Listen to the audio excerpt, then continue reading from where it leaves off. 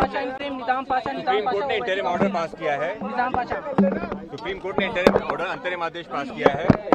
All appointments Waqf Council and Waqf Board have been stayed until the matter is heard. No appointment will be made to the Waqf Council or to the Waqf मैं Board. पकड़ ले रहा हूँ ना, मैं पकड़ ले रहा हूँ। उसके अलावा all existing waqfs,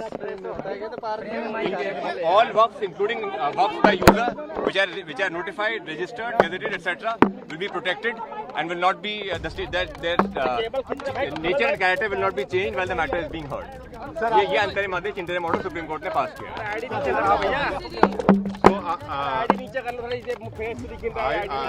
अंग्रेजी में बोलो। सर हिंदी में, पहले हिंदी में, पहले हिंदी में। अभी आपने कोर्ट का, सुप्रीम कोर्ट के honourable chief justice of India के साथ जो बेंच का ऑर्डर आपने सुन लिया। हमारे काउंसिल निजाम पाशा ने उस बात काउंसिल है, किसी पेटिशनर की तरफ से काउंसिल है, मेरे ही फ्रेम में हुआ है। आइंदा फिर जब पेशी होगी हम लोग कोशिश करेंगे, तो यही बात करेंगे। और कुछ आज मूवमेंट क्यों कर रहे थे? नहीं, अभी जो सुप्रीम कोर्ट ने तो कह दिया है कि वक्फ बाय यूजर पे सुप्रीम कोर्ट ने 12 में स्टे लगाया है और वक्फ बाय यूजर के डिलीशन पर स्टे लगाया है और साथ ही साथ कोई सेंट्रल वक्फ काउंसिल के बनाने पर स्टे लगाया गया है, स्टेट वक्फ बोर्ड के बनाने पर स्टे लगाया गया है। पूरे सर आज के फैसले से आप मुतमईन हैं सर, क्योंकि कल सुप्रीम कोर्ट 3 डायरेक्शन देने वाला था, लेकिन आप सेटिस्फाई है?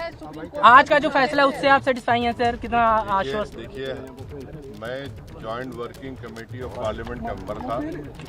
जितने अमेंडमेंट सरकार ने उसमें लाए थे हमने उसकी मुखालिफत की और हमने डाइसन रिपोर्ट दिया। पार्लियामेंट में भी मैंने उस पूरे बिल की मुखालिफत की। तो ये कहना कि मैं दूसरे बिल के प्रोविजंस को मान लूंगा, ये सवाल पैदा नहीं होता। हम पूरे उस बिल को उस एक्ट को अनकॉन्स्टिट्यूशनल मानते हैं और ये आर्टिकल 25, आर्टिकल 26, 14 और 15 और 29 का ग्रेव वायलेशन है। ये हम पहले से ही बोल किया है और आज फिर आपके सामने रिपीट कर रहा हूँ। No. See, let us be very careful. The Honorable Supreme Court, as rightly pointed out by my counsel, Mr. Nizam Pasha, the Supreme Court has said that the Central Waqf Council and the State Waqf Boards will not be constituted. Waqf by user cannot be deleted. Now, there are other provisions also which we as a party have come to the Honorable Supreme Court that calling it unconstitutional.